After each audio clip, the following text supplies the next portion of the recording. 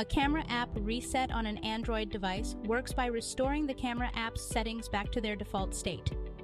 This can be useful if you've made changes to the camera app's settings that you're not happy with, or if the camera app has started to behave erratically. In this video, I will show you how to reset the camera settings on the Samsung Galaxy Z Flip 4 smartphone. But before we move on, please like and share this video so that it would also reach other viewers who might be needing the same information. Now let's get back to our topic. Whenever you're ready, launch the camera app to get started.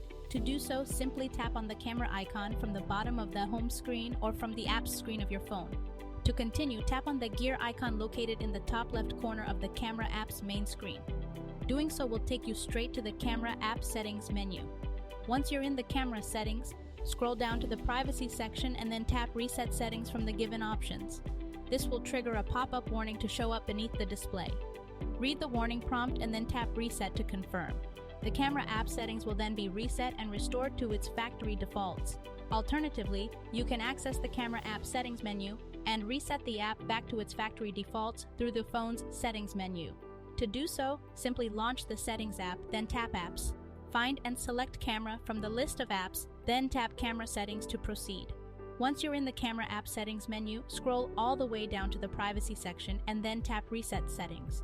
Finally, read the warning prompt and then tap reset to confirm action. Either way yields the same result, and that is restoring the camera app back to its factory state. You don't have to worry about losing any important files given that resetting the camera app settings on your Galaxy Z Flip smartphone does not affect any of your photos or videos, as those are stored separately from the camera app's settings. And that's it.